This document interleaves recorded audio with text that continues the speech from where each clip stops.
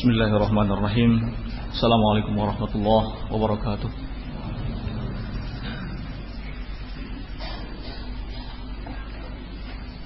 Innal hamdalillah nahmaduhu ta'ala wa nasta'inuhu wa nastaghfiruh wa na'udzu billahi min shururi anfusina wa sayyiati a'malina. May yahdihillahu fala mudilla lahu wa may yudlil fala hadiya lahu. Asyhadu an la ilaha illallah wahdahu la syarika lah wa asyhadu anna Muhammadan abduhu wa rasuluh. Yaqulu Rabbuna subhanahu wa ta'ala fi kitabihil karim, ya ayyuhalladzina amanu taqullaha haqqa tuqatih wa la tamutunna illa wa antum muslimun. يا أيها الناس اتقوا ربكم الذي خلقكم من نفس واحدة وخلق منها زوجها وبث منهما رجالا كثيرا ونساء واتقوا الله الذي تساءلون به والأرحام إن الله كان عليكم رقيبا. يا أيها الذين آمنوا اتقوا الله وقولوا قولا سديدا يصلح لكم أعمالكم ويغفر لكم ذنوبكم ومن يطع الله ورسوله فقد فاز فوزا عظيما. أما بعد فإن أصدق الحديث كلام الله وخير الهدي هدي محمد صلى الله عليه وعلى آله وسلم وشر الأمور محدثاتها فإن كل محدثة في دين الله بدعة وكل بدعة ضلالة وكل ضلالة في النار. Akhwani fi din akramani wa akramakumullah jami'an. Alhamdulillah, segala puji bagi Allah subhanahu wa ta'ala yang dengan rahmat dan taufiknya pada pagi hari ini kita dipertemukan di tempat dan dalam kegiatan yang penuh dengan barakah. Mudah-mudahan Allah subhanahu wa ta'ala mencatatnya sebagai amal saleh yang akan diterima di sisinya. Kemudian tentu saja kita meyakini bahwa semua ini bagian dari nikmat yang telah Allah subhanahu wa ta'ala karuniakan kepada kita semua. Karena Allah telah menyatakan dalam firman-Nya, Quran surat Luqman, wa asbagha alaikum ni'amahu zahiratan wa batinah. Allah subhanahu wa ta'ala telah menganugerahkan kepada kalian semua seluruh nikmat-nikmatnya, baik yang lahir maupun yang batin. Namun demikian, perlu untuk kita ketahui bersama bahwa di antara sekian banyak nikmat itu ada satu nikmat yang sangat penting, satu nikmat yang sangat berpengaruh dalam kehidupan kita, baik di dunia ataupun kelak di akhirat. Dan siapa yang tidak mengenal nikmat ini, maka dia akan termasuk ke dalam golongan orang-orang yang merugi. Rugi dalam kehidupan dunia ataupun rugi dalam kehidupan akhirat kelak. Sementara Allah subhanahu wa ta'ala menyatakan dalam firman-Nya, khasirat dunya wal akhirah, dzalika huwal khusranul mubin. Kerugian di dunia dan kerugian di akhirat itu adalah kerugian yang sesungguhnya. Ikhwanu fillah akramani wa akramakumullah jami'an, nikmat yang dimaksud adalah nikmat ilmu. Ilmu syar'i, ilmu din. Allah subhanahu wa ta'ala telah memberikan nikmat ini kepada para nabinya dan kepada para rasulnya.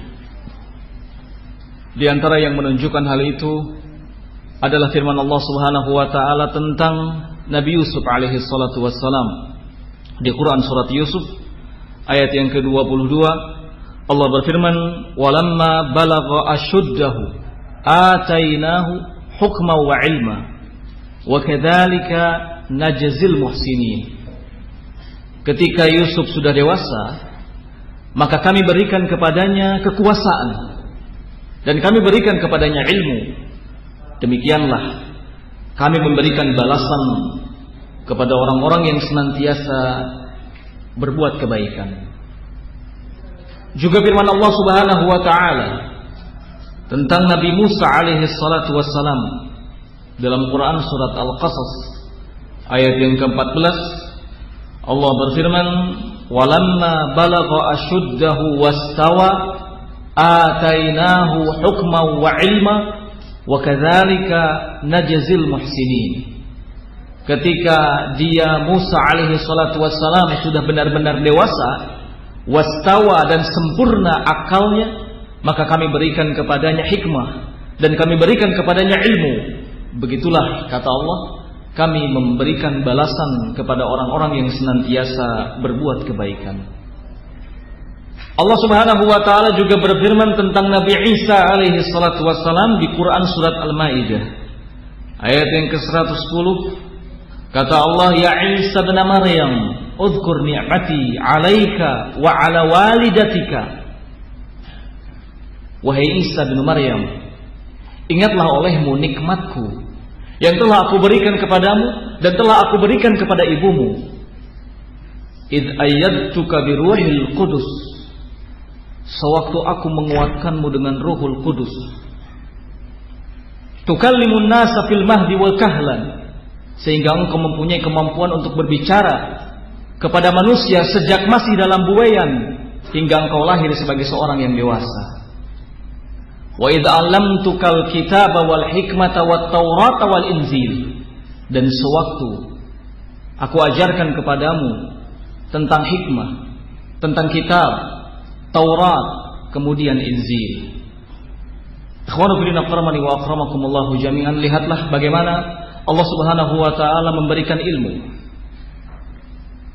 ilmu kepada para nabi dan rasulnya satu persatu.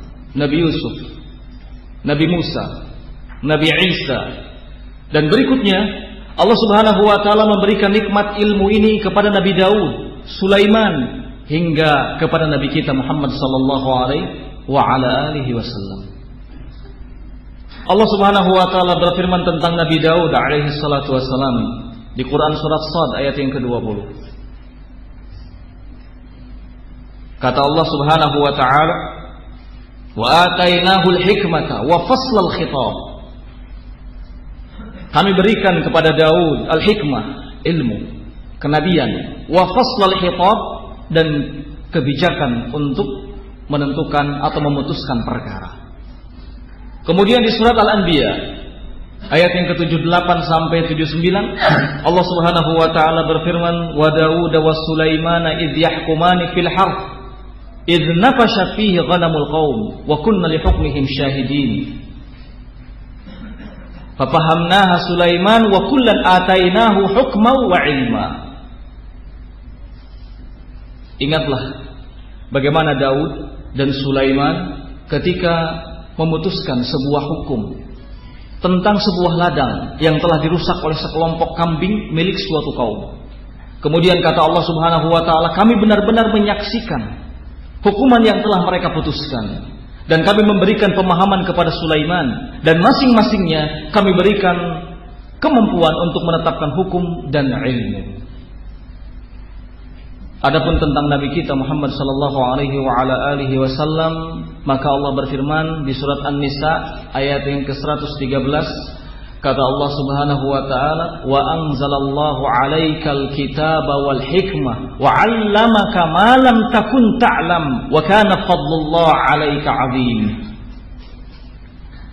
Allah Subhanahu wa taala telah menurunkan kepadamu wahai Muhammad al-kitab wal hikmah.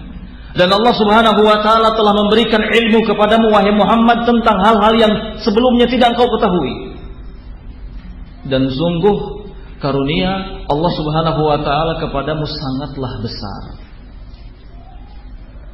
Maka ketika Allah Subhanahu wa taala mengutus para anbiya, para rasul ke tengah-tengah umatnya, yang mereka bawa adalah ilmu. Dan ketika mereka meninggalkan umatnya, yang mereka tinggalkan, yang mereka wariskan untuk umatnya juga ilmu. Termasuk Nabi kita Muhammad sallallahu alaihi wasallam. Bahkan secara khusus Allah menyinggungnya dalam Al-Qur'an, huwallazi arsala rasulahu bil huda wa dinil haq. Dialah Allah Subhanahu wa taala yang mengutus rasulnya bil huda wa dinil haq, dengan membawa petunjuk dan agama yang benar. Kata para ulama, petunjuk yang dimaksud adalah ilmu syar'i, ilmu din.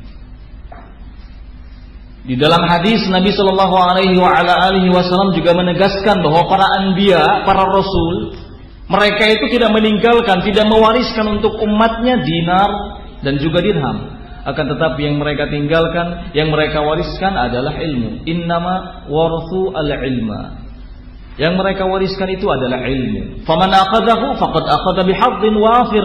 Siapa yang mengambil warisan ini, siapa yang mengambil peninggalan para anbiya ini, sungguh dia telah mengambil bagiannya yang sempurna. Ikhwan fillah akramani wa akramakumullah jami'an. Sekedar mengingatkan dan dalam rangka menumbuhkan semangatan, kemauan kuat dalam diri-diri kita untuk mengambil peninggalan atau warisan para nabi ini, yaitu ilmu, maka tidak ada salahnya jika dalam kesempatan ini saya akan singgung terlebih dahulu beberapa hal yang terkait dengan keutamaan ilmu. Dan sesungguhnya berbicara tentang keutamaan ilmu sangatlah banyak. Namun demikian, mudah-mudahan apa yang saya sampaikan setidaknya dapat mewakili dari apa yang belum sempat disampaikan di sini. Maka di antara keutamaan ilmu, yang pertama,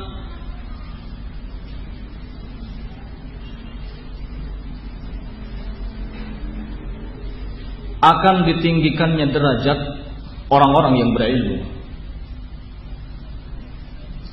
Allah Subhanahu wa taala menjelaskan hal ini di Quran surat Al-Mujadilah ayat yang ke-11.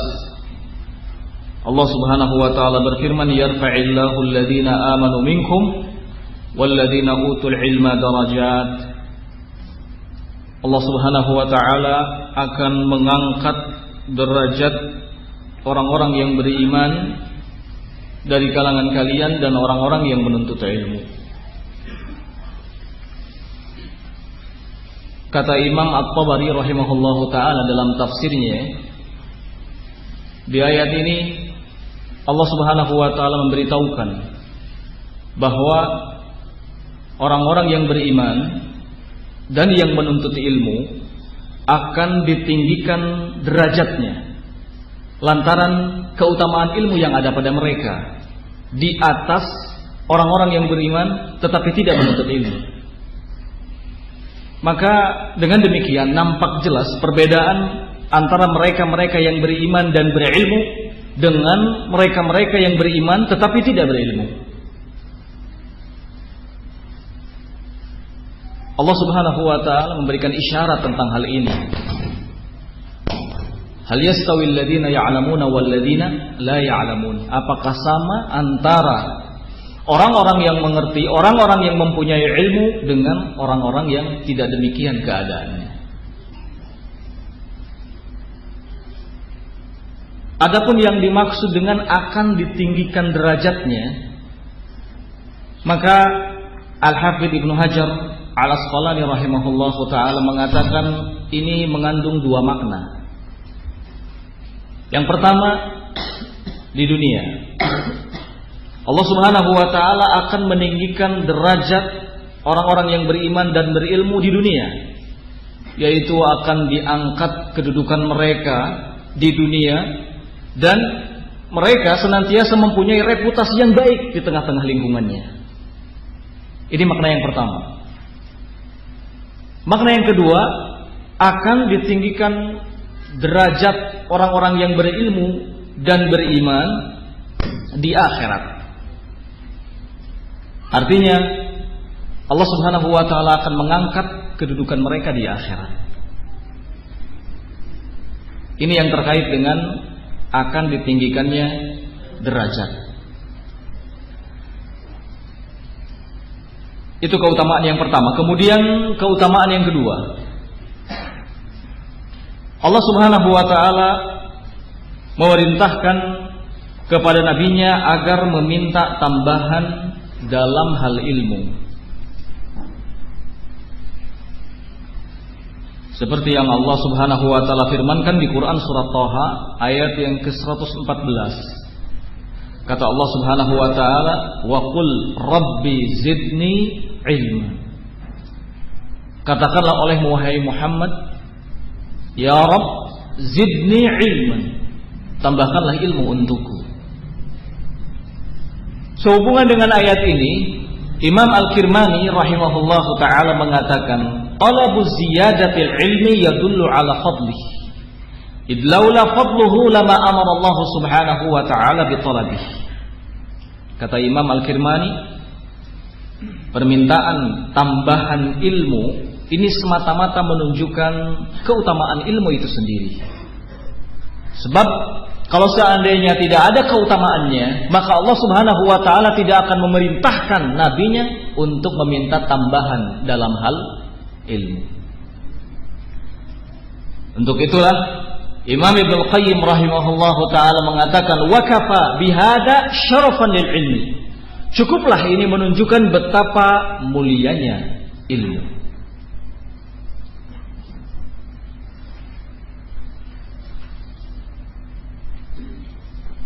Keutamaan yang kedua. Berikutnya keutamaan yang ketiga. Ahlul ilmi, orang-orang yang berilmu, dinyatakan oleh Allah Subhanahu wa taala sebagai orang-orang yang dapat mengambil manfaat, mengambil faidah dari semua permisalan yang telah Allah Subhanahu wa taala buat di dalam Al-Qur'an. Hal ini Allah tegaskan dalam firman-Nya Quran surat Al-Ankabut ayat yang ke-43. Wa tilkal amsal nadribuha linnas wa ma ya'qiluha illa al-alimun. Semua permisalan-permisalan itu kami buat, kata Allah, untuk manusia. Wa ma ya'qiluha, namun tidak ada yang dapat memahaminya dengan baik, dengan benar, illal alimun, kecuali mereka-mereka yang alim, mereka-mereka yang berilmu. Imam Al-Baghawi rahimahullahu taala dalam tafsirnya mengatakan, ay ma ya'qilul al-amsal illa al-ulama alladzina ya'qiluna anillah. Maksud dari ayat tersebut, kata Imam Al-Baghawi, ialah tidak ada yang dapat memahami semua permisalan yang telah Allah Subhanahu wa taala buat kecuali para ulama.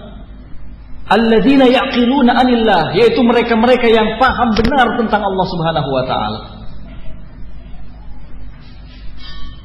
Tingkatan ilmu yang paling tinggi adalah ma'rifatullah, mengenal Allah Subhanahu wa taala dengan benar. Dan mereka itulah yang disebut dengan para ulama.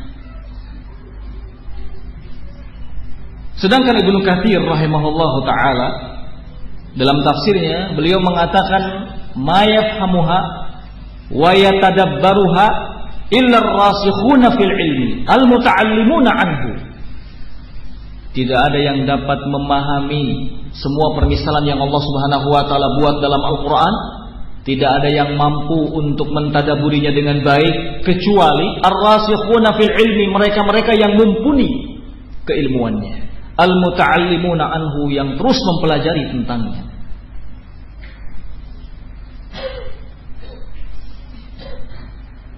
Ikhwan fillah aqramani wa akramakumullah jami'an, ayat tadi yang kita baca surat Al-Ankabut ayat yang ke-43 seolah menjadi penegasan atau sebuah penegasan dari Allah Subhanahu wa taala bahwa orang-orang yang berilmu itu bukanlah orang-orang yang sembarangan.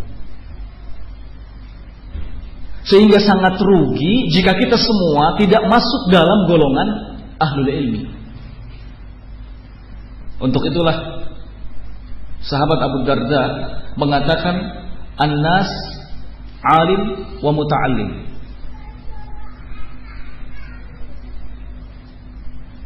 Manusia itu hanya ada dua golongan, imma alim wa imma muta'allim. Wala khaira fima baina dzalika. Tidak ada kebaikan antara keduanya. Jadi kalau tidak alim, maka jadilah muta'allim, pelajar. Kalau tidak jadi pelajar, jadilah seorang yang alim. Tidak ada kebaikan di antara keduanya. Jadi jelas rugi sekali kalau kita tidak masuk dalam golongan alim, tidak juga masuk ke dalam golongan yang muta'allim.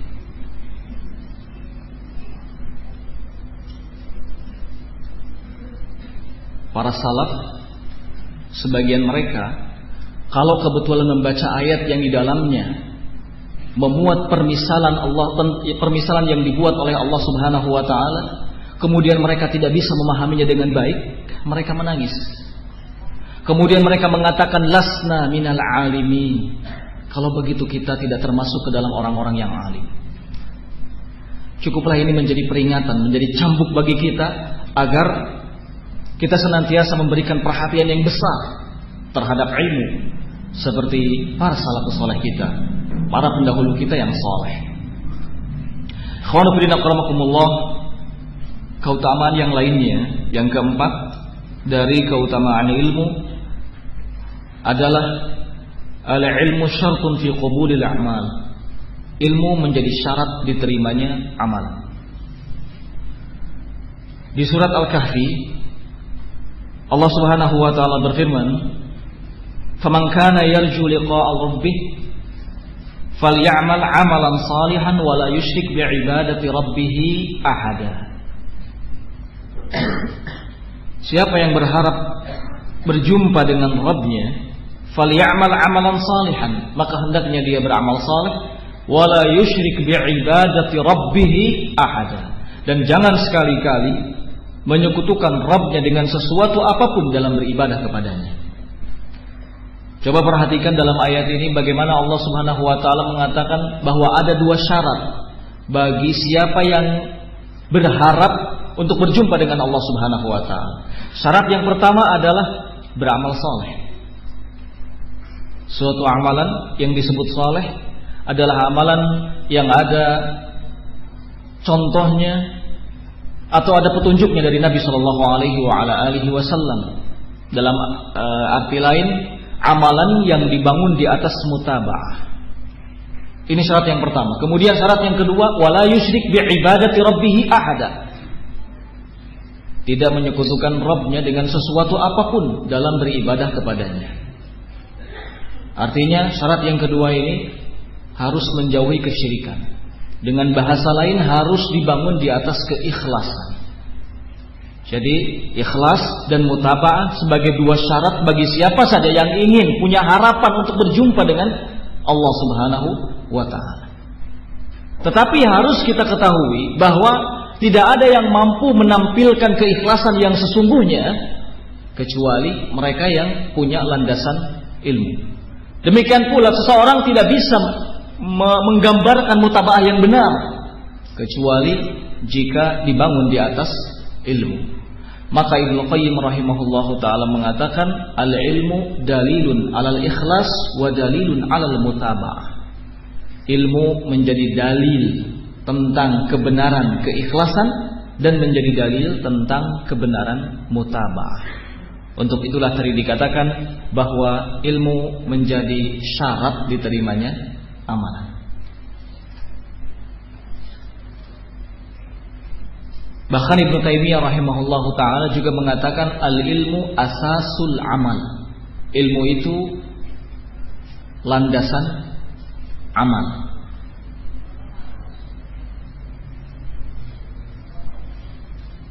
Keutamaan berikutnya, yang kelima, la tanjahu da'wah illa bil ilmi. Dakwah tidak akan sukses kecuali jika dibarengi dengan ilmu. Dan inilah yang dimaksud oleh Allah Subhanahu wa taala dalam firman-Nya di Quran surat Yusuf ayat yang ke-108, "Qul hadhihi sabili ad'u ila Allah ala basiratin."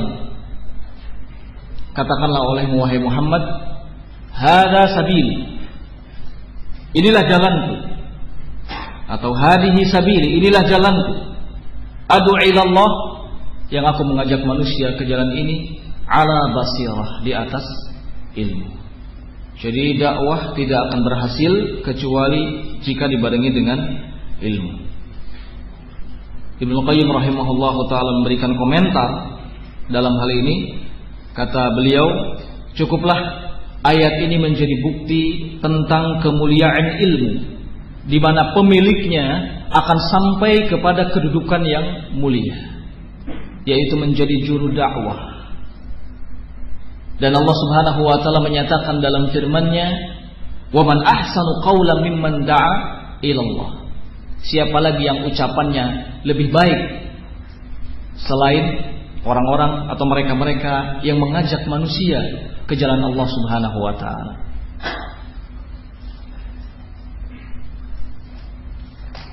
Selanjutnya, ikhwan fillah rahimakumullah, keutamaan yang keenam, Nabi sallallahu alaihi wa ala alihi wasallam berdoa atau mendoakan orang-orang yang berilmu secara khusus. Di dalam hadis yang datang dari sahabat Zaid bin Thabit, Nabi sallallahu alaihi wa ala alihi wasallam bersabda, "Naddarallahu imra'an sami'a minna haditsan fahafidhahu hatta yablugha." Semoga Allah Subhanahu wa taala memperindah keadaan seseorang yang sami'a minna haditsan, dia mendengar dari kami hadis, fahafidhahu, kemudian menghafalnya dengan baik, hatta yablugha, lalu kemudian mendakwahkannya.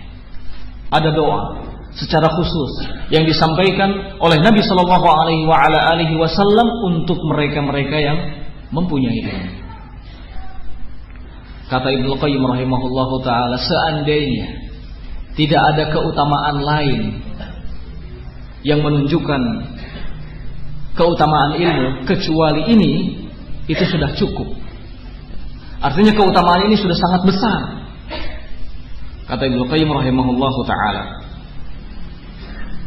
Adapun Imam Mula Ali Al-Qari, beliau mengatakan, sungguh Allah Subhanahu wa taala telah mengijabah doanya Nabi sallallahu alaihi wa ala alihi wasallam dengan bukti bahwa setiap kali engkau melihat ada ahlul hadis, maka engkau akan melihat orang itu dalam keadaan yang indah, yang baik, rapi, enak dipandang.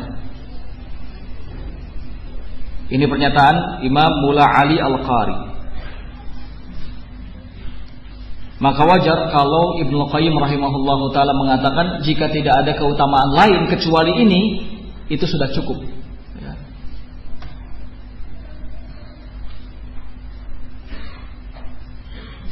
Ikhwan fillah akramakumullah, keutamaan selanjutnya yang ketujuh, ucapan-ucapan ahlul ilmi atau perkataan-perkataan ahlul ilmi dijadikan sebagai saksi pada hari kiamat. Ini Allah Subhanahu wa taala sebutkan di Quran surat Ar-Rum ayat yang ke-56. Kata Allah, "Wa qala alladziina utul ilma wal iman laqad labithtum fi kitabillah ila yaumil ba'ts. Fa hadza yaumul ba'ts walakinnakum kuntum la ta'lamun."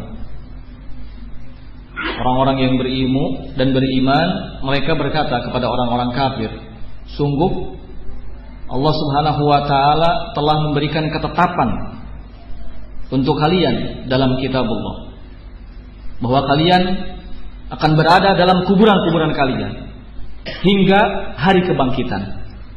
Fahada yaumul ba'ts, dan inilah hari kebangkitan itu. Walakinnakum kuntum la ta'lamun, hanya saja kalian tidak mengetahuinya. Syekh Abdul Rahman As-Sa'di rahimahullah tentang ayat ini, beliau mengatakan manallahu alaihim bihima wa sara wasfan lahum. Allah Subhanahu wa taala telah memberikan anugerah karunia kepada mereka, orang-orang yang beriman dan berilmu, berupa ilmu dan keimanan. Wa sara wasfan lahum, sehingga hal itu menjadi sifat, menjadi ciri khas bagi mereka, ilmu dan keimanan. Al-ilmu bil haqq wal imanu al-mustalzim itharul haqq. Ilmu tentang kebenaran dan keimanan yang selalu menuntut untuk mengedepankan kebenaran. Wa idza kanu 'alimina bil haqq mu'thirina lahu lazima an yakuna qawluhum mutabiqan lil waqi' munasiban li ahwalihim. Kalau seandainya mereka yang beriman dan berilmu itu dalam keadaan 'alimina bil haqq, mengerti tentang kebenaran dan selalu mengedepankan kebenaran, maka tentu ucapan-ucapan mereka adalah ucapan-ucapan yang selalu sesuai dengan realita dan cocok dengan keadaannya. Untuk itulah Allah Subhanahu wa taala dalam Al-Qur'an memerintahkan kepada kita untuk bertanya kepada ahlul ilmi. Fas'alu ahla dzikri in kuntum la ta'lamun. Bertanyalah kalian semua kepada ahlul dzikri in kuntum la ta'lamun, jika kalian tidak mengetahuinya.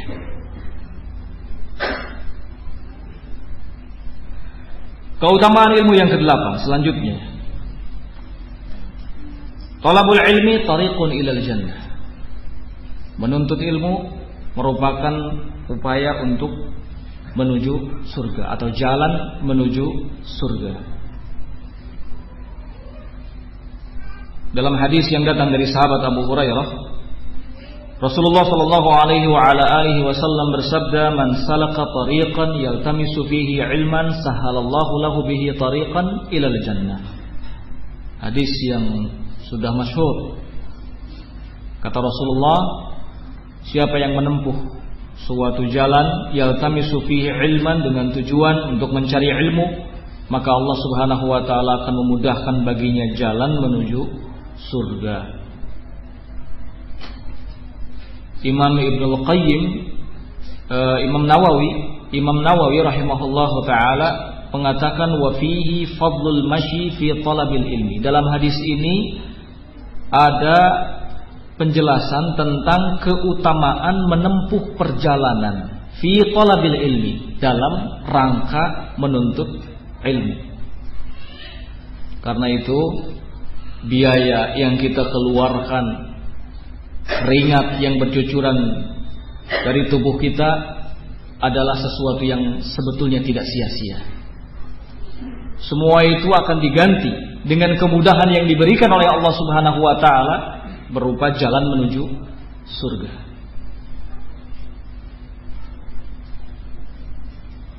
Jadi jangan pernah merasa lelah, ya.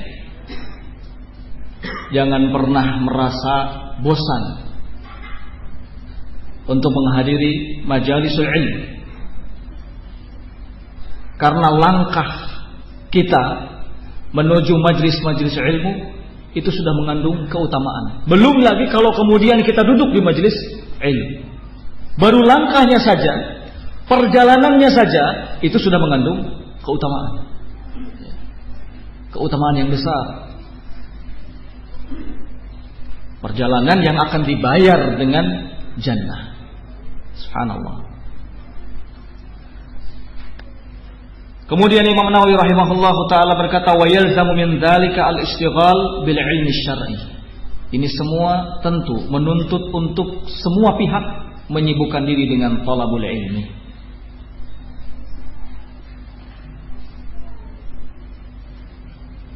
Ini perkataan Imam Nawawi. Selanjutnya perkataan Ibnu Hajar. Kata Ibnu Hajar tentang hadis tadi, fihi bisyaratun bitashilil ilmi ala talibihi lianna talabahu min tariqil musilah ilal jannah. dalam hadis itu ada keterangan tentang bisyarah, kabar gembira, bitashilil ilmi, berupa kemudahan ilmu yang akan didapat oleh siapa yang mencarinya. Karena mencari ilmu adalah merupakan jalan menuju surga.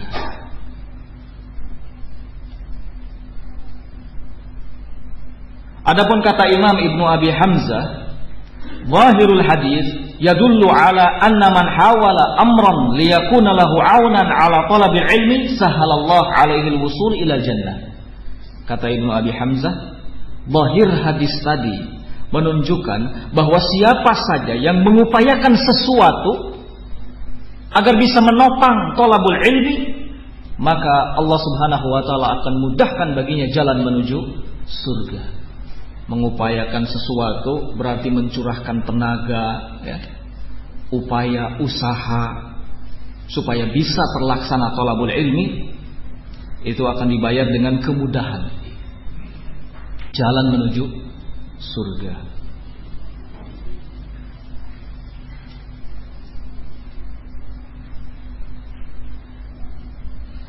Keutamaan ilmu yang ke-9 berikutnya, ahlul ilmi, orang-orang yang berilmu, masuk dalam kategori wulatul amri, pemimpin. Di surat An-Nisa ayat yang ke-59, Allah Subhanahu wa taala berfirman, ya ayyuhalladzina amanu athi'ullaha wa athi'ur rasul wa ulil amri minkum. Wahai orang-orang yang beriman, taatlah kalian kepada Allah dan taatlah kepada Rasul serta ulil amri minkum, pemimpin di antara kalian. Kata Ibnu Qayyim rahimahullahu taala tentang ayat ini, fassara as-sahabah ulil amri bil umara wal ulama. Para sahabat menafsirkan kata ulatul amri, pemimpin, dengan dua tafsiran, yaitu umara dan ulama. Umara dan ulama. Fa innahum mujahiduna fi sabilillah. Sesungguhnya mereka itu adalah mujahiduna fi sabilillah, para mujahid di jalan Allah Subhanahu wa taala. Haula bi aidihim, umara, mereka disebut mujahid di jalan Allah Subhanahu wa taala bi aidihim, dengan kekuatannya, dengan kekuasaannya. Wa haula bi alsinatihim, sedangkan ulama disebut mujahid di jalan Allah Subhanahu wa taala lantaran lisannya atau melalui lisannya. Fa talabul ilmi wa ta'limuhu min a'zami sabilillahi azza wa jalla. Maka menuntut ilmu dan mengajarkannya ini termasuk jalan Allah Subhanahu wa taala yang paling mulia.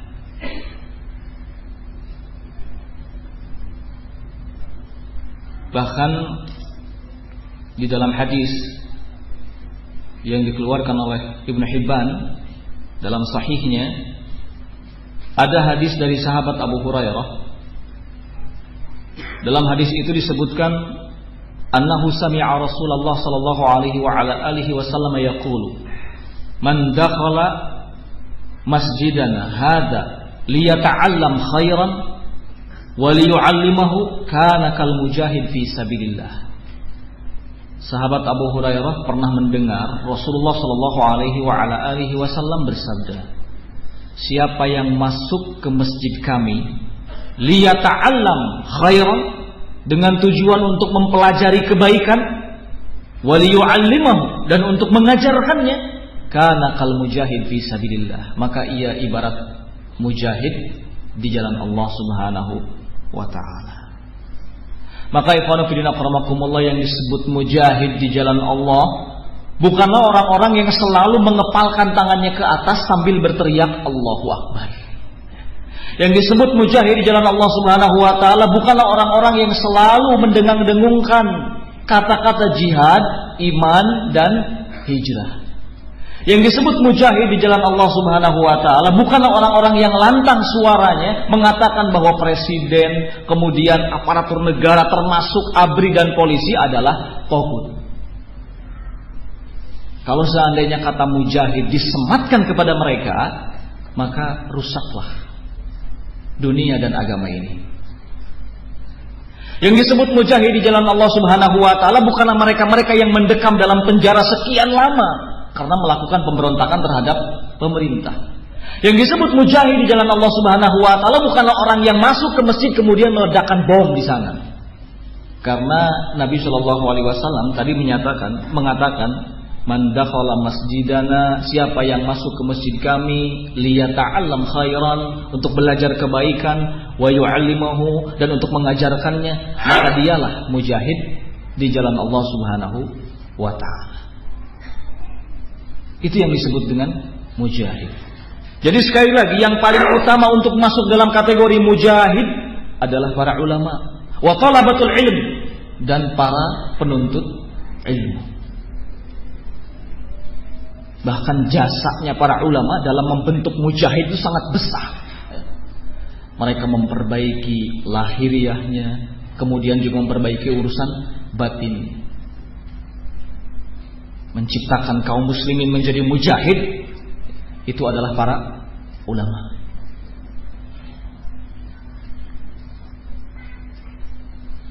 Kemudian ikhwan fillah rahimakumullah, Syekh Ibnu Utsaimin rahimahullahu taala mengatakan wilayatu ahli ilmi fi bayani syariah wa da'watin nas ilaiha wa wilayatul umara fi tanfidi syariatillah wa ilzamin nas biha.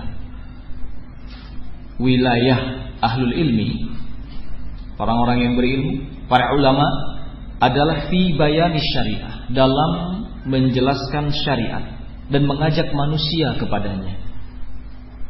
Sedangkan wilayahnya para umara adalah dalam menerapkan syariah Allah Subhanahu wa taala wa ilzamin nas biha, dan menuntut manusia untuk mengamalkannya. Inilah yang disebut dengan ulil amri, umara dan ulama. Oleh karena itulah maka ahlul ilmi masuk ke dalam kategori ulatul amri, yang wajib untuk kita taati, kita patuhi, kita ambil ilmunya.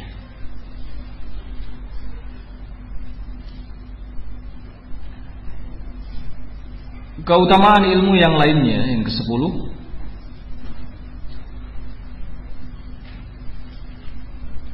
ridha al-malaikah bi talabil ilmi.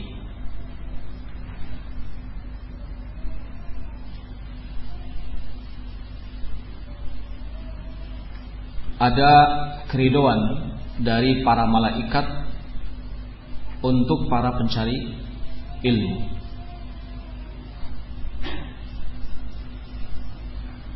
Dalam hadis yang datang dari sahabat Abu Darda, semoga Allah Subhanahu wa taala meridainya, beliau mengatakan sami'tu Rasulullah sallallahu alaihi wasallam yaqul, saya mendengar Rasulullah sallallahu alaihi wasallam bersabda, man salaka tariqan yabtaghi minhu ilman sallakallahu bihi tariqan ilal jannah wa innal malaikata la tadhu ajnihataha ridan li talibil ilmi. Siapa yang menempuh suatu jalan dengan maksud untuk mencari ilmu, maka Allah Subhanahu wa taala akan memudahkan baginya jalan menuju surga. Dan sesungguhnya para malaikat akan senantiasa meletakkan sayap-sayapnya sebagai bentuk keridhaan terhadap para penuntut ilmu. Imam Al-Khattabi rahimahullahu taala mengatakan bahwa yang dimaksud dengan para malaikat meletakkan sayap-sayapnya itu ada 3. Yang pertama, yang dimaksud dengan para malaikat meletakkan sayap-sayapnya adalah sebagai bentuk kerendahan, ketawaduan, dan kekhusyuan bentuk ketawaduan dan kekhusyuan serta penghormatan terhadap ilmu. Ini yang pertama. Kemudian yang kedua, para malaikat meletakkan sayap-sayapnya. Ini mengandung artian menahan diri untuk terbang agar senantiasa ada di samping para penuntut ilmu.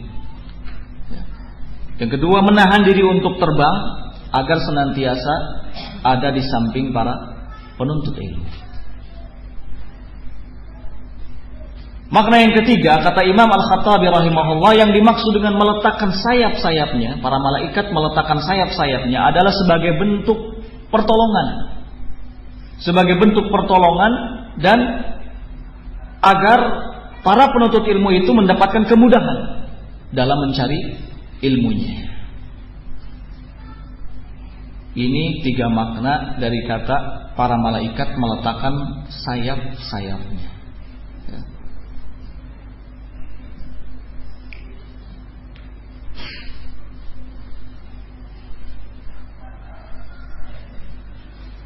Disebutkan oleh Imam Abu Yahya As-Saji Zakaria, ia berkata,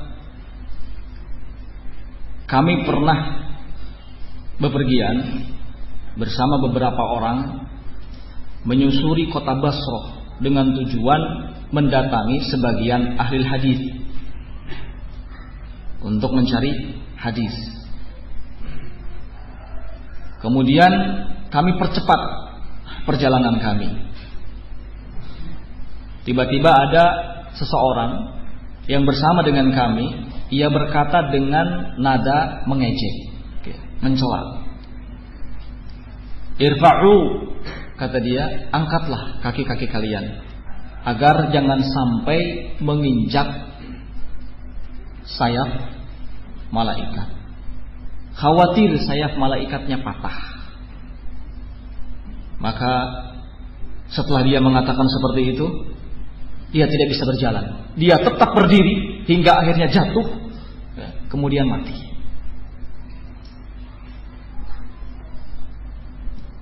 Hadis tadi adalah hadis yang perlu untuk kita imani, penting untuk kita imani. Disampaikan oleh Nabi Shallallahu Alaihi Wasallam dengan sebenar-benarnya, bahwa para malaikat akan senantiasa meletakkan sayap-sayapnya sebagai bentuk keridhaan untuk para talabul ilmi. Dan kita sudah mengerti maknanya, seperti yang disampaikan oleh Imam Al-Khattabi rahimahullahu ta'ala.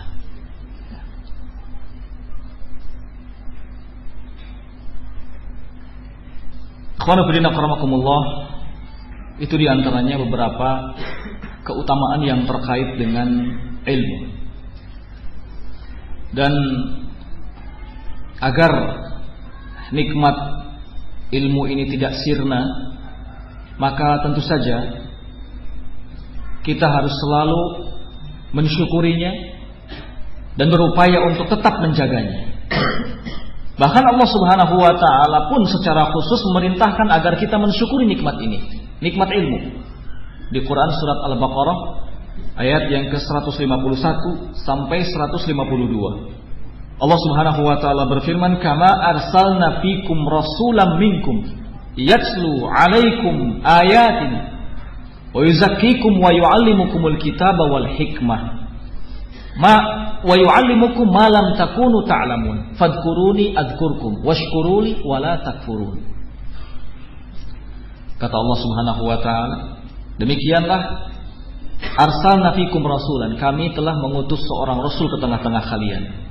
Yatslu 'alaikum ayatin, yang membacakan kepada kalian ayat-ayat kami, mengajarkan kepada kalian kitab dan hikmah, mensucikan kalian, kemudian mengajarkan kepada kalian sesuatu yang kalian tidak ketahui sebelumnya. Untuk itu ingatlah kalian kepadaku, niscaya aku akan mengingat kalian, dan bersyukurlah kalian kepadaku, jangan sekali-kali kalian kufur. Jadi secara khusus ternyata di dalam Al-Quran Allah menyuruh agar kita mensyukuri nikmat yang satu ini, nikmat ilmu. Tujuannya supaya nikmat ilmu itu tidak sirna, kita harus menjaganya. Oleh karenanya, maka sudah menjadi satu keharusan bagi kita agar kita jadikan cita-cita kita yang paling tinggi adalah tahsilul ilmi, mendapatkan ilmu. Ini harus kita jadikan sebagai cita-cita kita yang paling tinggi. Tahsilul ilmi, mendapatkan ilmu. Dan kita harus selalu menumbuhkan kesemangatan dalam hal mencarinya, dengan cara duduk di majelis-majelis ilmu dan di halaqah ilmiah. Akhwan fillah rahimakumullah, berikut ini akan saya sampaikan beberapa perkataan para salaf dalam memotivasi atau mendorong kesemangatan untuk talabul ilmi, menuntut ilmu. Antara lain pertama, perkataan sahabat Abdullah bin Mas'ud. Qala Abdullah bin Mas'ud, sahabat Abdullah bin Mas'ud berkata, "Alaikum bil ilmi qabla an yuqbad." Hendaknya kalian berilmu sebelum ilmu itu dicabut. Wa qabduhu an yadhhab ashabuh. Sedangkan tanda dicabutnya ilmu adalah dengan hilangnya para pemiliknya, perginya para pemiliknya. Wa innakum satajiduna aqwaman yaz'umuna annahum yad'unakum ila kitabillah wa qad nabadu wara'a duhurihim.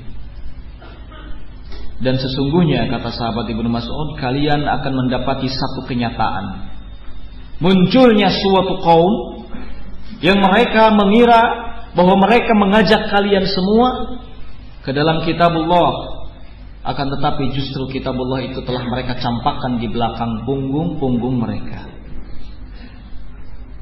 Jadi kita akan mendapati satu kenyataan, munculnya kaum yang seperti ini. Mereka mengira bahwa mereka mengajak kalian kepada kitabullah, padahal justru kitabullah itu mereka campakkan di belakangnya. Kira-kira kalau muncul orang yang seperti ini, siapa yang akan dapat menghentikannya? Kalau bukan ahlul ilmi, kalau bukan orang-orang yang mempunyai ilmu. Karena itu, alaikum bil ilmi wa iyyakum wal bid'ah. Hendaknya kalian berilmu dan jauhi oleh kalian kebid'ahan. Demikian yang disampaikan oleh sahabat Abdullah ibnu Mas'ud.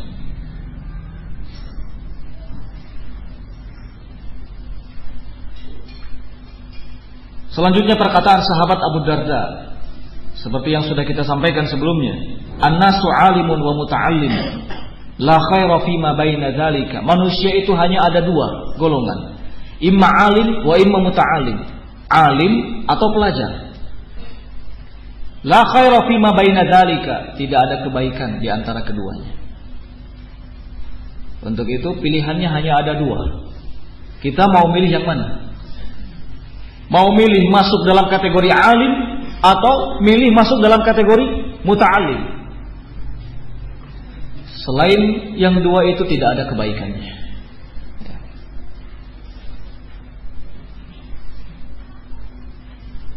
Kemudian sahabat Ali bin Abi Thalib radhiyallahu taala an, beliau mengatakan, "Kafa bil ilmi syarafan an yad'ihi man la yuhsinuhu wa yafrahu bihi idza nusiba ilaihi, wa kafa bil jahli dhamman an yatabarra'a minhu man huwa fihi." Cukuplah yang menunjukkan bahwa ilmu itu menjadi sesuatu yang mulia ketika ada orang yang sebetulnya bukan pemiliknya tetapi mengaku-ngaku menjadi pemiliknya atau memilikinya. Dan sangat senang kalau kemudian ilmu itu dinisbatkan kepadanya. Sekali lagi, kata Ali bin Abi Thalib, cukuplah yang menunjukkan bahwa ilmu itu menjadi sesuatu yang mulia ketika ada orang yang sebenarnya bukan pemiliknya tetapi mengaku-ngaku sebagai pemiliknya. Dan sangat senang kalau kemudian ilmu itu dinisbatkan kepadanya. Dan cukuplah kebodohan itu menjadi sesuatu yang tercela ketika orang yang sebenarnya bodoh tetapi marah atau berlepas diri ketika kebodohan itu dinisbatkan kepadanya. Jadi orang bodoh juga kalau dibilang bodoh tidak mau, marah. Ini menunjukkan bahwa kebodohan itu sesuatu yang tercela, sesuatu yang jelek, sesuatu yang tidak baik. Sebaliknya, orang yang tidak berilmu ketika dikatakan punya ilmu itu akan senang. Ini menjadi gambaran kalau ilmu itu sesuatu yang mulia.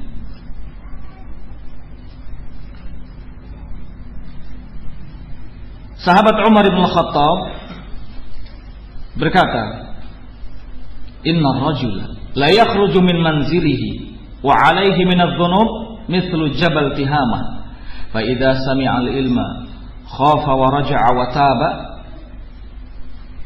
wa raja'a ila manzilihi wa laysa 'alayhi dhanbun fala tufariqu majalisal ulama." Kata Umar bin Khattab, sesungguhnya seseorang ketika keluar dari rumahnya boleh jadi membawa dosa. Seseorang ketika keluar dari rumahnya boleh jadi keluar dalam keadaan membawa dosa, seperti gunung Tihamah umpamanya. Tapi kalau kemudian dia mendengar ilmu lalu tumbuh rasa takutnya kepada Allah, kemudian dia bertaubat kepada Allah Subhanahu wa taala atas segala dosanya, lalu kembali pulang ke rumahnya, maka ia akan kembali pulang dalam keadaan tidak membawa dosa. Padahal ketika keluar dari rumah dia dalam keadaan membawa dosa. Tapi karena dia duduk di majelis ilmu, mendengar ilmu, timbul rasa takutnya kepada Allah, bertaubat kepada Allah Subhanahu wa taala seketika. Maka ketika dia pulang ke rumah, dia pulang dalam keadaan tidak lagi membawa dosa. Oleh karena itu kata sahabat Umar bin Khattab, "Fala tufariqu majalisal ulama." Jangan sekali-kali kalian menjauh dari majelis para ulama. Wasiat Umar bin Khattab ini kemudian diamalkan oleh para tabi'in. Seperti perkataan Mu'tamir bin Sulaiman. Mu'tamir bin Sulaiman berkata, "Kataba ilayya wa ana bil Kufah, ishtar suhuf waktubul ilm." Kata Mu'tamir bin Sulaiman, bapakku menulis surat kepadaku ketika aku berada di Kufah. Dalam isi surat itu ada perkataan ishtaris suhuf, belilah buku, waktubul ilma, dan tulislah ilmu.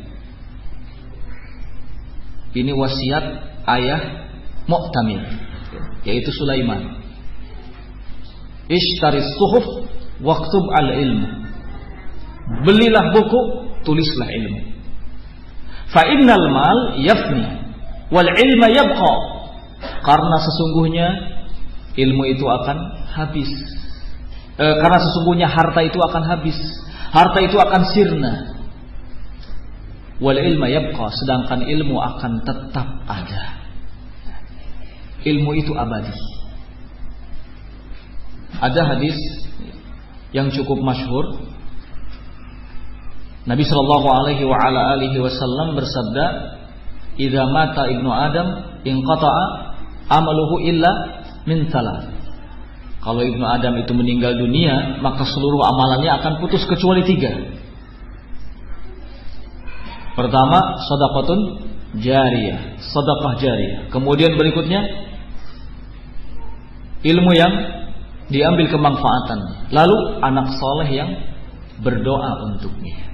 Di antara 3 hal yang bermanfaat bagi si mayit, bagi orang yang sudah mati, yang paling abadi adalah ilmu. Sedekah jariyah itu akan ada habisnya, ada masanya. Seseorang misalnya mewakafkan sebuah bangunan untuk dijadikan madrasah, itu tidak akan tetap abadi, pasti akan ada masanya. Ya. kemudian anak soleh yang berdoa, tidak akan selamanya hidup. Dia pasti akan menjumpai kematian. Tetapi ilmu yang diambil kemanfaatannya, ini yang abadi. Ini yang abadi. Maka yang ditinggalkan oleh para ulama dahulu adalah sesuatu yang abadi. Ilmu. Imam Syafi'i, Imam Ahmad, kita hanya mendengar namanya saja. Orangnya belum pernah lihat. Tapi buku-bukunya, kitab-kitabnya, perkataan-perkataannya, ilmunya terus abadi sepanjang ada kehidupan dunia ini. Untuk itulah harta akan sirna, tetapi ilmu akan tetap abadi. Maka ishtari suhuf waktubul ilm. Beli buku, tulislah ilmu. Ya. Selanjutnya Imam Al-Hasan Basri. Imam Al-Hasan Basri berkata, la an ya'lam ar-rajulu baban minal ilmi faya'bud rabbahu bihi lahuwa khairun min an law kanatid dunya min awwaliha ila akhiriha fawada'aha fil akhirah. Kata Imam Al-Hasan Basri, seseorang mengetahui satu bab ilmu, kemudian dia beribadah kepada Allah Subhanahu wa ta'ala dengan ilmunya tadi, maka ini jauh lebih baik baginya. Jauh lebih baik baginya daripada dia punya harta yang jumlahnya banyak, kemudian dia sedekahkan.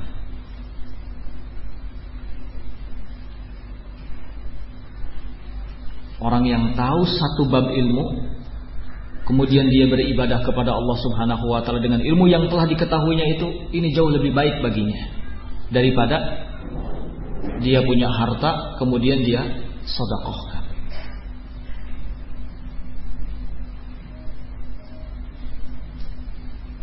Imam Sufyan Ats-Tsauri rahimahullah berkata, "Ma min 'amalin afdalu min talabil ilmi idza sahhatin niyyah." Tidak ada satu amalan pun yang lebih utama daripada menuntut ilmu jika sahhatin niyyah, niatnya benar. Tidak ada satu amalan pun yang lebih utama, yang lebih afdal dari talabul ilmi jika niatnya benar. Untuk itulah para ulama kita menghabiskan waktunya itu dalam rangka talabul ilmi.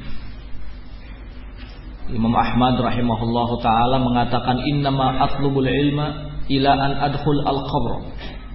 Sesungguhnya aku menuntut ilmu ini sampai aku masuk ke dalam kuburan. Bahkan tidak sedikit di kalangan para ulama kita ketika ditanya, ila mata tatlubul ilm, sampai kapan kau menuntut ilmu? Jawabannya sampai mati. Mereka habiskan waktu hidupnya itu untuk talabul ilmi. Dan tentu saja semua ini harus jadi pemicu bagi kita untuk kita juga mencontoh apa yang telah mereka lakukan dalam hidupnya. Begitu banyak wasiat-wasiat, nasihat-nasihat dari para ulama yang isinya dorongan, motivasi agar kita meluangkan waktu kita yang telah Allah Subhanahu wa ta'ala berikan kepada kita untuk talabul ilmi, menuntut ilmu. Ikhwana fillah akramakumullah.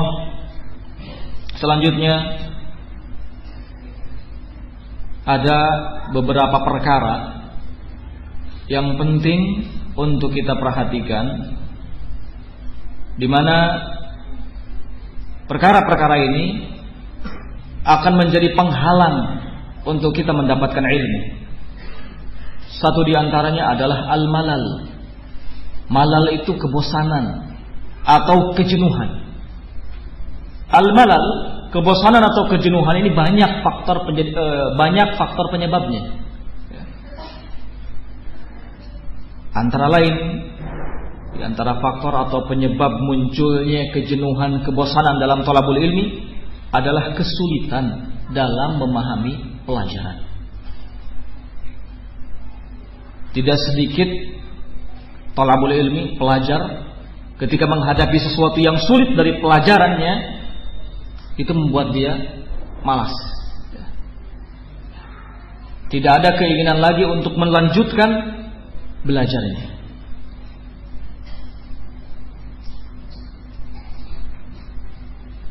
Padahal sebetulnya kalau kita mendapati kesulitan dalam sebuah pelajaran, kemudian kita tetap melanjutkan thalabul ilmi kita, maka ini bukanlah akhir dari segala-galanya. Tapi kalau seandainya kita mendapati kesulitan dalam memahami pelajaran, kemudian kita tidak melanjutkan belajar kita, inilah yang disebut dengan akhir dari segala-galanya.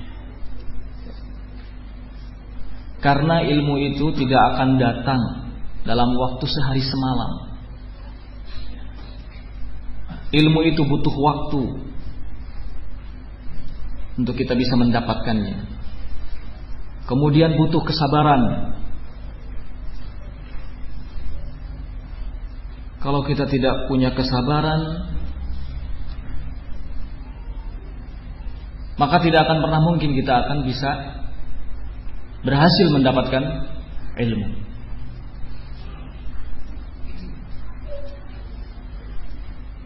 Para ulama dulu juga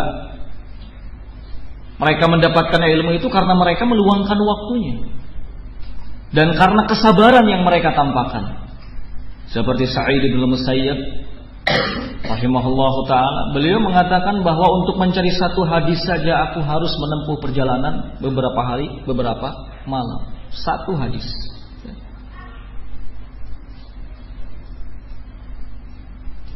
Jadi kalau seandainya kita sudah diberikan taufik oleh Allah Subhanahu wa ta'ala untuk duduk di majelis ilmu, maka teruskanlah. Jangan sampai putus hanya gara-gara kesulitan dalam memahaminya. Jangan sampai mengambil ilmu sebagian-sebagian.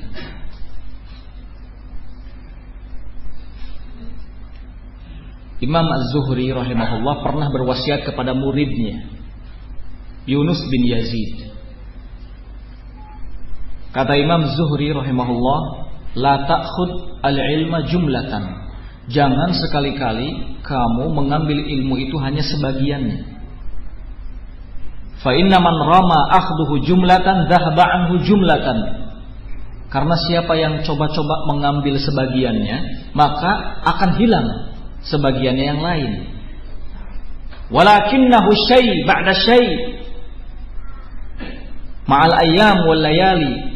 Akan tetapi ilmu itu diambil sedikit demi sedikit, sedikit demi sedikit, step by step, little by little, slowly but sure, syai' ba'da syai', sedikit demi sedikit, perlahan-lahan, ma'al ayyam wal layali, dengan melewati hari-hari, melewati waktu yang lumayan panjang. Itu.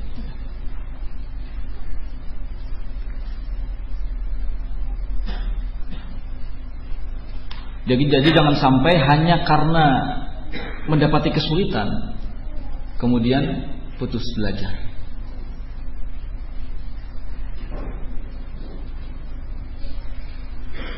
Kemudian sebab yang berikutnya, sebab yang kedua adalah qillatus sabr. Sedikitnya kesabaran dan ingin segera meraih hasil. Sedikit kesabaran dan ingin segera meraih hasil. Ini menjadi penyebab munculnya kebosanan dan kejenuhan dalam thalabul ilmi.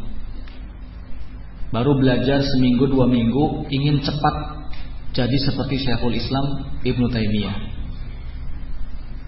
Sebulan 2 bulan ingin seperti Ibnu Qayyim rahimahullahu ta'ala.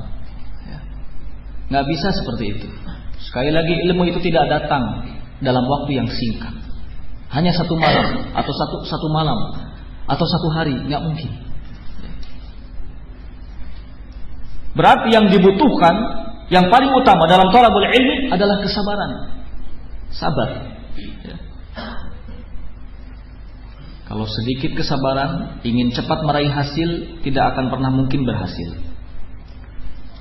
Imam Abdullah bin Mubarak mengatakan, talabtul adab 30 sanah wa talabtul ilmi sanatain, atau 20 sanah.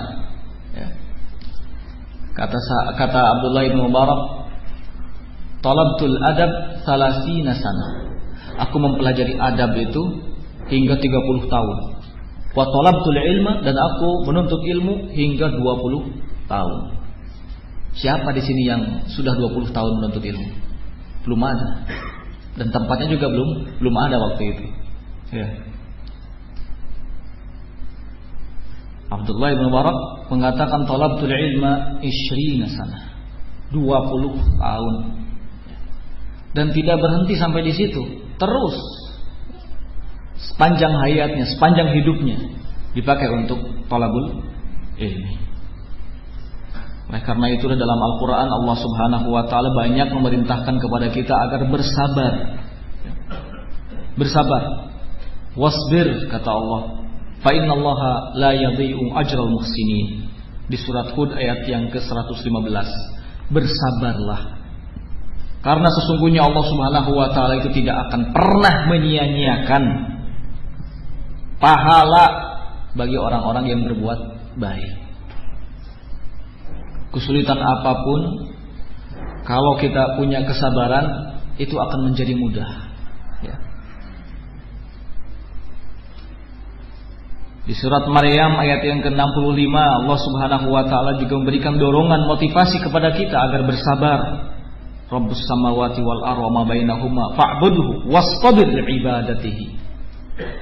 Tingkatkan kesabaran li'ibadatihi, untuk beribadah kepadanya.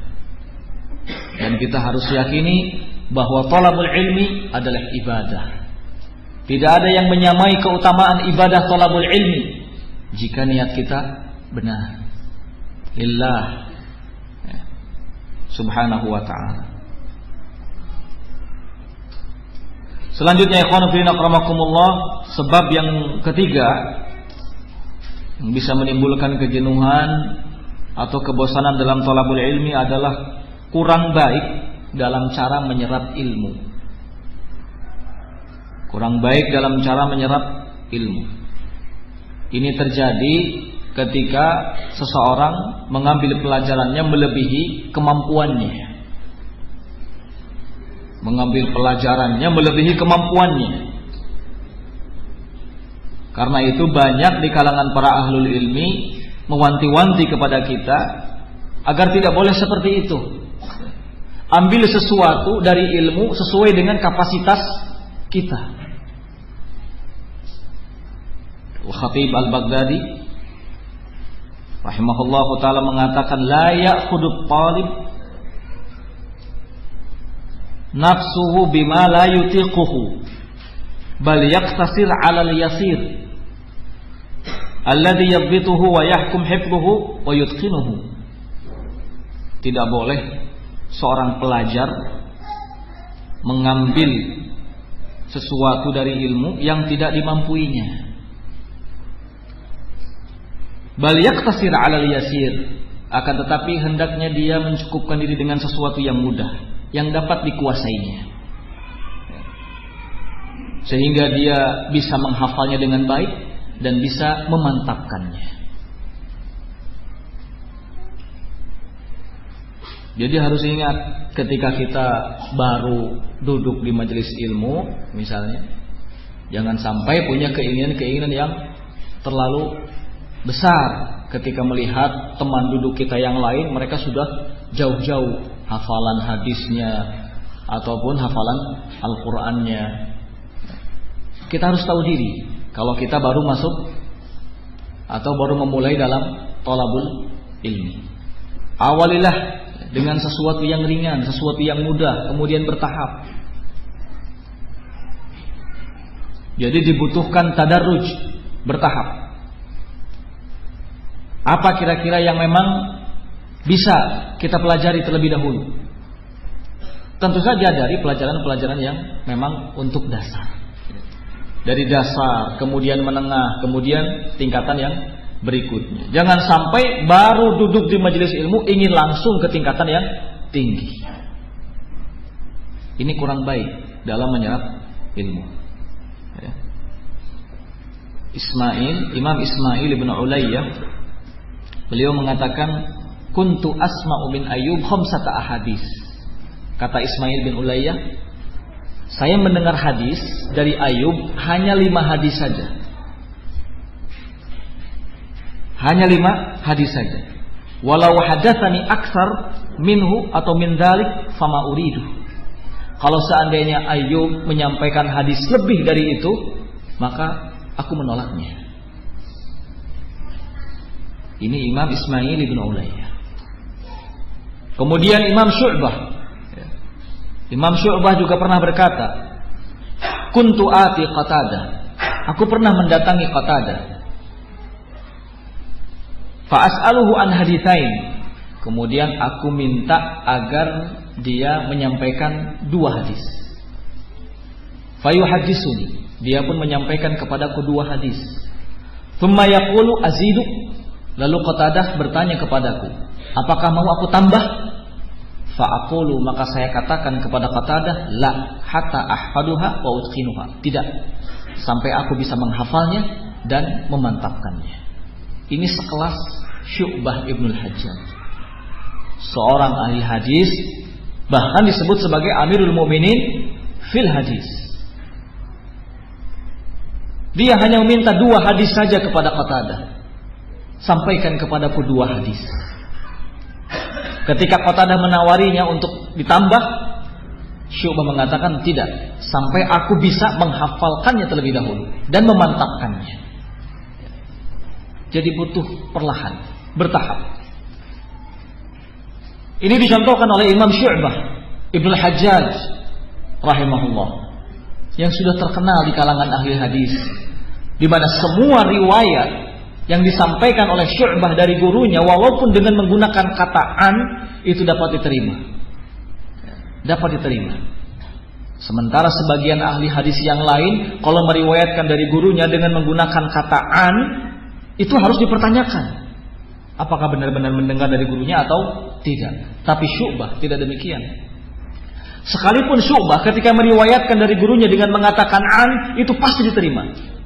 An fulan misal, pasti diterima. Kalau yang lain harus dicek dulu, ya, ketika meriwayatkan dari gurunya dengan menggunakan kata an. Kenapa? Karena Syu'bah pernah mengatakan, ketika aku duduk di majelis Qatadah, maka yang aku perhatikan adalah gerakan mulutnya. Kalau seandainya Qatadah mengatakan an, aku tidak mencatatnya. Tapi kalau Qatadah mengatakan haddatsana atau sami'na atau haddatsani, maka aku catat. Ini kejelian seorang Qatadah, seorang Syu'bah. Sehingga ketika dia meriwayatkan dari gurunya, walaupun menggunakan kata an, itu pasti diterima. Karena hadis tersebut pasti didengar oleh Syu'bah dari gurunya. Beda kalau ahli hadis yang lain. Ada kalanya harus dilihat, atau ada kalanya harus menggunakan haddatsana baru diterima hadisnya.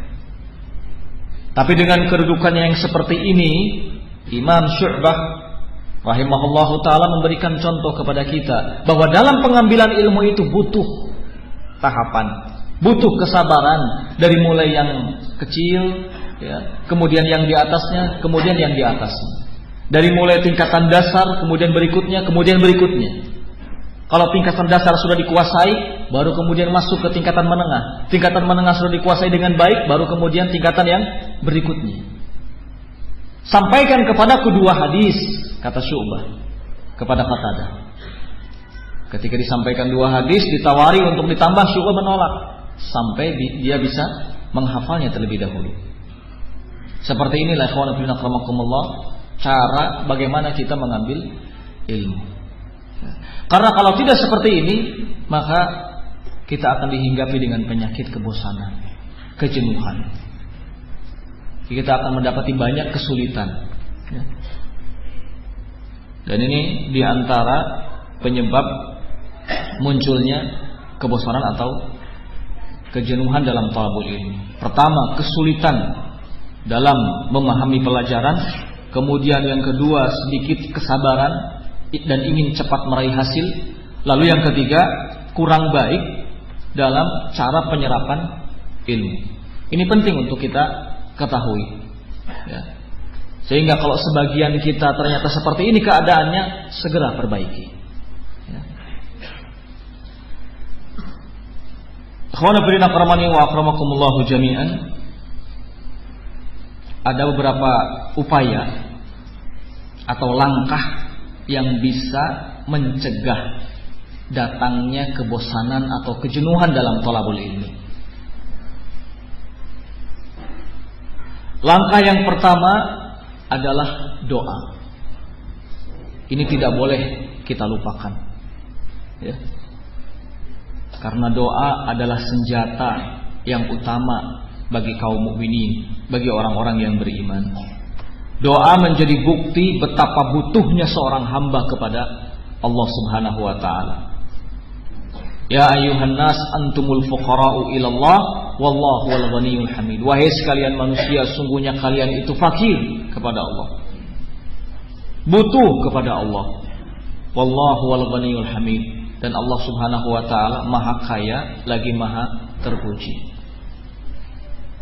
Jangan sampai ada satu waktu yang kita lewatkan di mana kita tidak berdoa pada waktu itu, ya.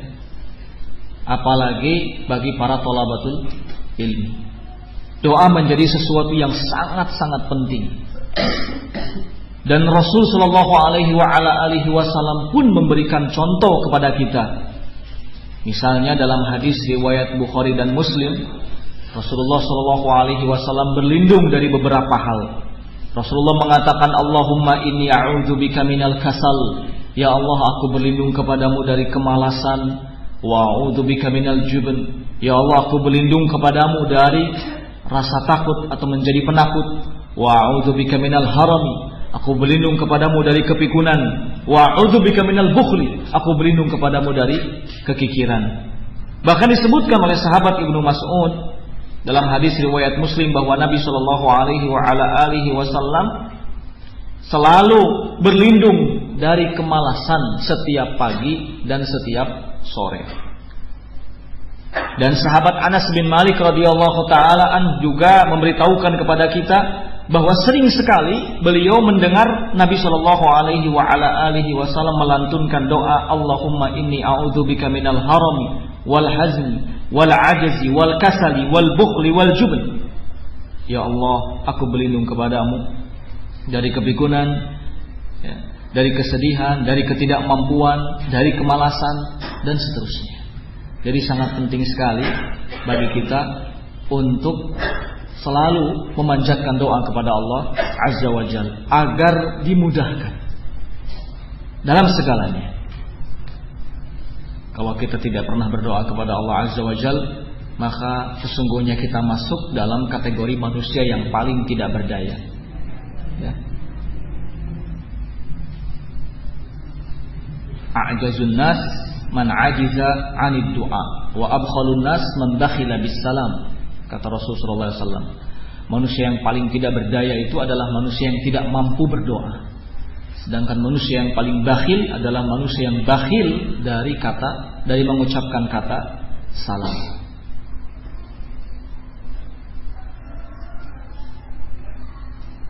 Yang berikutnya selain doa adalah as-sabru wa dawamul hirs 'ala al-izdiyad, kesabaran dan selalu menjaga kemauan, selalu menjaga kemauan bertambahnya ilmu. Sabaran adalah sesuatu yang sangat penting, manfaatnya pun sangat banyak. Sabar dalam menjalankan ketaatan kepada Allah, bersabar dari kemaksiatan kepada Allah, dan bersabar atas ketetapan dari Allah, kemudian bersabar dalam thalabul ilmu, dalam menuntut ilmu. Sampai dikatakan oleh para ahlul ilmi, siapa yang dahinya tidak pernah berkeringat ketika menuntut ilmu, maka sesungguhnya dia tidaklah dikategorikan sebagai orang yang sedang menaiki tangga keutamaan dan kemuliaan. Jadi talabul ilmi ini ibaratnya orang yang sedang menaiki tangga kemuliaan dan keutamaan. Ya. Siapa yang tidak pernah berkeringat dahinya, maka tidaklah ia dimasukkan dalam kategori orang yang sedang menaiki tangga kemuliaan. Butuh pengorbanan memang, butuh waktu, butuh usaha. Ya. Harus capek, harus lelah. Namun demikian, siapa yang bisa mengatasinya, sungguh ya, dia berada dalam kemuliaan dan banyak keutamaan.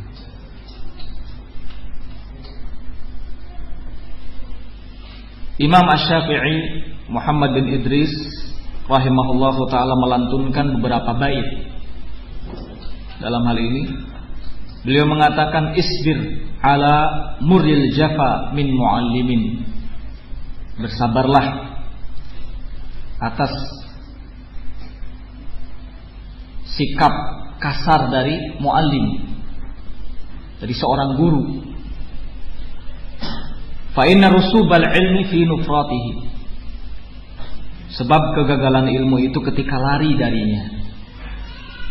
Wa man lam yadhuq murra ta'allumi sa'atan, siapa yang tidak pernah merasakan pahit ketirnya belajar walau sesaat, tajarra'a dhullal jahli tula hayatihi, maka seolah dia sedang menanam kebodohan sepanjang hidupnya.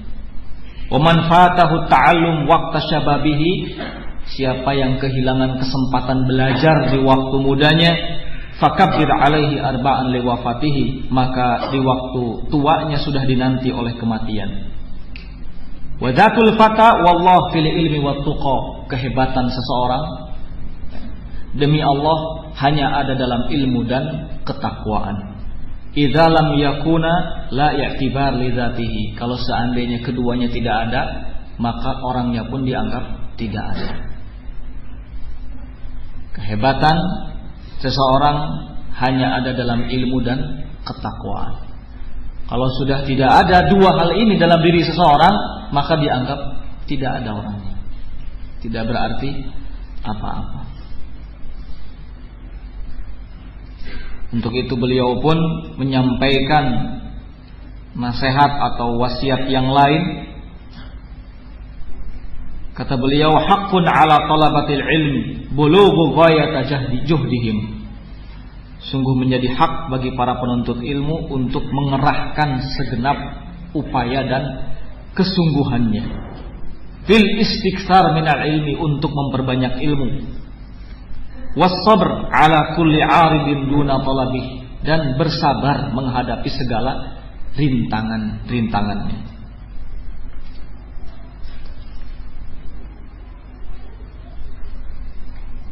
Imam Sa'id bin Jubair juga mengatakan, la yazalu ar-rajulu 'aliman ma ta'allam, fa idza taraka ta'allum wa dhanna annahu qad istaghna wa iktafa bima indah fahuwa min ajhali ma yakun. Seseorang itu masih akan tetap disebut sebagai seorang alim ma ta'allam, selama dia belajar. Fa idza taraka ta'allum, tapi kalau seandainya dia meninggalkan belajar, kemudian merasa tidak memerlukannya lagi dan merasa cukup dengan apa yang telah dimilikinya, fahuwa ajhalu ma yakun, maka sungguh dia akan menjadi orang yang paling bodoh.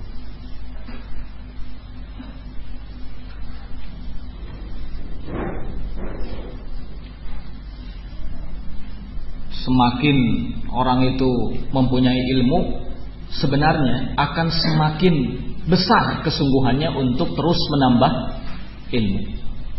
Ya. Jadi wajar kalau Imam Sa'id bin Jubair mengatakan bahwa seseorang itu tetap dikatakan sebagai alim selama dia mau belajar. Kalau meninggalkan belajar dan sudah merasa cukup dengan hal yang dimilikinya, maka sebetulnya dia menjadi orang yang paling bodoh. Untuk itu sekali lagi, kesulitan apapun, hal apapun yang merintangi kita dalam thalabul ilmi, kalau kita tetap belajar, itu sesuatu yang baik, sesuatu yang mulia, sesuatu yang terpuji. Tapi kalau hanya karena ada kesulitan, ada rintangan kecil, kemudian kita tinggalkan majelis ilmu, ini kebinasaan. Ini sesuatu yang berbahaya. Ini bisa mencelakakan. Oleh karena itu tetaplah jangan sampai meninggalkan majalis al-ilm, majelis-majelis ilmu. Selanjutnya, ikhwan fillah rahimakumullah, yang ketiga, upaya untuk bisa mencegah datangnya kebosanan atau kejenuhan adalah husnu ikhtiyar rufaqa, pandai memilih teman.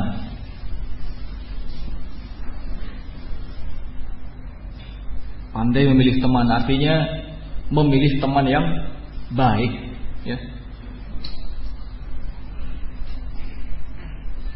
Seharusnya atau sepantasnya bagi para thalabatul ilmi memilih teman yang bisa memberinya faidah, atau teman yang bisa diambil darinya faidah. Karena dengan bergaul bersama dengan mereka atau teman seperti itu, ini bisa membangkitkan kesemangatan, menguatkan kemauan. Ya. Jangan sampai bergaul dengan teman atau orang yang sama sekali tidak bisa diharapkan apa-apanya, tidak bisa memberi faidah, tidak juga bisa diambil darinya faidah.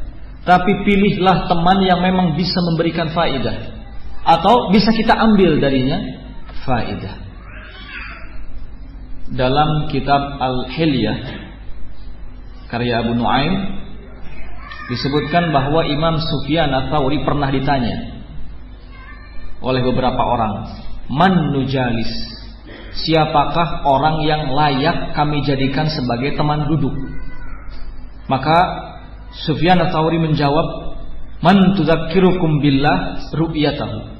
Orang yang pantas untuk kalian jadikan sebagai teman duduk adalah orang yang kalau kalian melihatnya itu akan mengingatkan kalian kepada Allah Azza wa Jalla. Kemudian kata Sufyan Ats-Tsauri berikutnya, orang yang pantas untuk kalian jadikan sebagai teman duduk adalah orang yang kalau kalian lihat amalnya itu akan membuat kalian mencintai akhirat.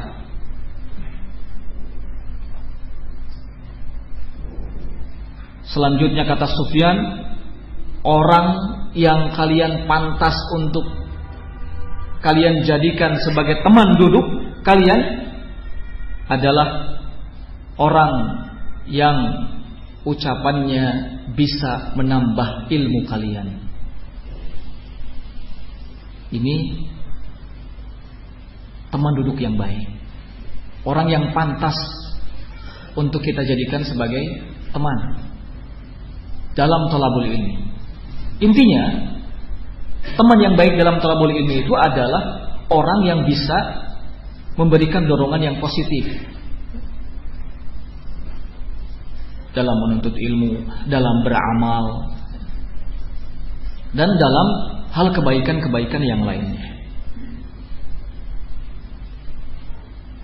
Teman yang baik atau orang yang layak untuk dijadikan sebagai teman adalah orang yang ketika kita lihat itu akan mengingatkan kita kepada Allah Azza wa Jalla. Kalau kita lihat amalannya membuat kita cinta terhadap akhirat. Kalau kita dengar ucapannya bisa menambah ilmu kita. Ini sangat penting untuk diperhatikan bagi para talabatul ilm.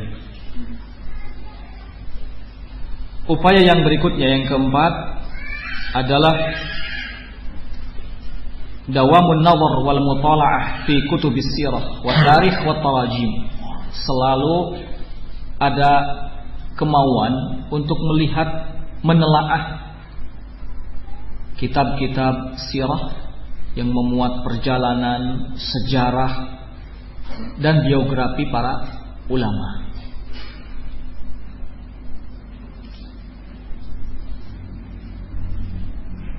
Jadi jangan sampai ada perasaan karena saya sudah tua usia, saya sulit untuk menerima ilmu, saya tidak akan belajar. Perlu untuk kita ketahui, Ibnu Hazm itu mulai belajarnya ketika di usia 26 tahun. Bukan dari kecil, 26 tahun. Usia tengah-tengah. Ya. Dikatakan muda juga tidak, dikatakan tua juga tidak. Ini Ibnu Hazm rahimahullah. Karena itu jangan sampai ada perasaan karena sudah tua kemudian tidak mau lagi duduk di majelis al-ilm. Tidak. Tidak ada bedanya antara tua dan muda dalam urusan talabul ilmi, dalam urusan mencari ilmu. Justru harus saling mendorong antara yang tua dengan yang muda. Untuk itulah sangat penting sekali meluangkan waktu membaca sejarah, biografi para ulama. Bagaimana mereka ketika menuntut ilmu. Ya.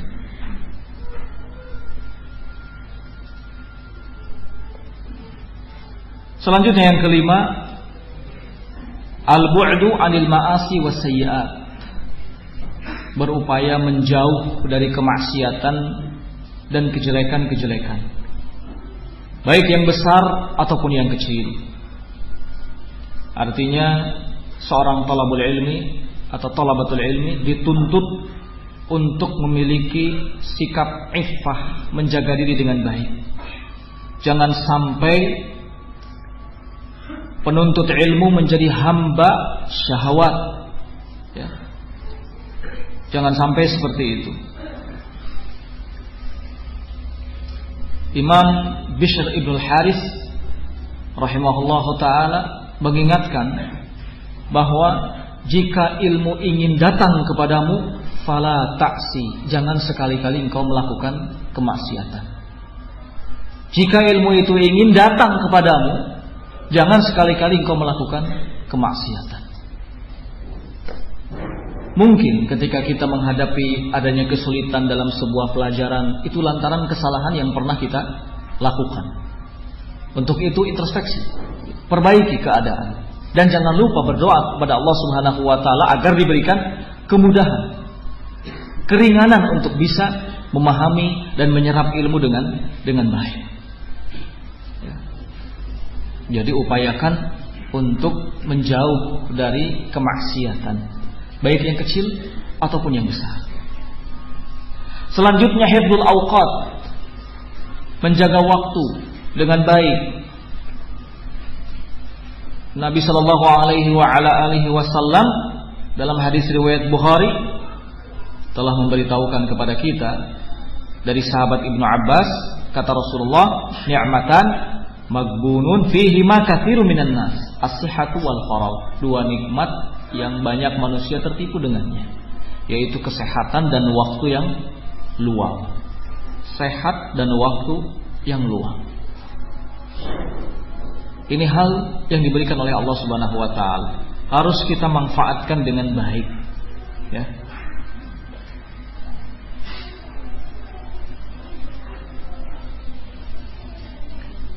Untuk itu Imam Nawawi rahimahullahu taala berkata, yanbaghi an yakuna harisan 'ala ta'allum. Penuntut ilmu itu harus punya kesemangatan untuk belajar. Muwadhiban 'alaihi fi jami'i awqatihi lailan wa naharan. Terus menjaga waktunya sepanjang siang dan malam. Hadaran wa safaran, dalam keadaan mukim, tidak bepergian, ataupun dalam keadaan safar. Jangan sampai waktunya hilang begitu saja, kecuali untuk sesuatu yang memang darurat, seperti makan ataupun minum, ya. Dan hal lainnya seperti istirahat yang ringan untuk menghilangkan kejenuhan. Artinya bagi setiap penuntut ilmu harus bisa membagi waktu dengan baik, ya. Mana waktu belajar, mana waktu istirahat, mana waktu yang dibutuhkan untuk makan, untuk minum, dan seterusnya. Dengan begitu, insya Allah kesehariannya sudah ada jadwal yang tetap. Ini bisa sedikit banyaknya menghilangkan rasa kejenuhan dan kebosanan dalam thalabul ilmi. Kemudian berikutnya ulul himmah, mempunyai asa yang tinggi, cita-cita yang tinggi, kemauan yang besar.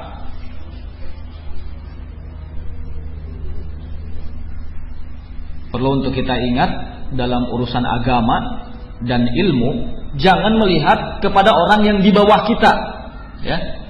Dalam urusan agama dan urusan ilmu, jangan kita lihat orang yang di bawah kita. Akan tetapi yang harus kita lihat adalah orang yang di atas kita dalam urusan din dan dalam urusan ilmu. Beda halnya dengan urusan dunia. Kalau dalam urusan dunia, yang harus kita lihat adalah orang yang di bawah kita. Ini dalam urusan dunia, yang harus kita lihat orang yang di bawah kita. Jangan melihat orang yang di atas kita. Apa artinya?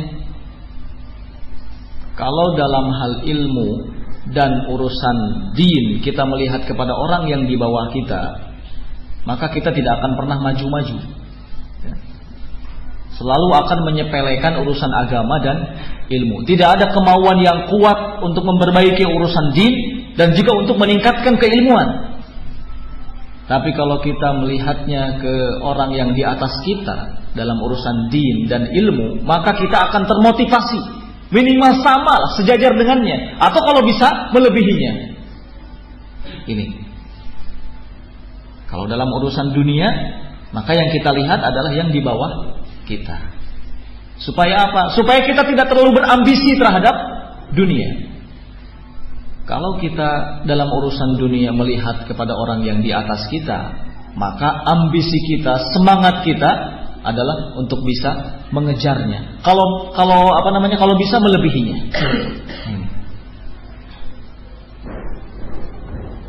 Jadi kita harus mempunyai kesemangatan yang tinggi, cita-cita yang tinggi itu dalam urusan din dan dalam urusan ilmu.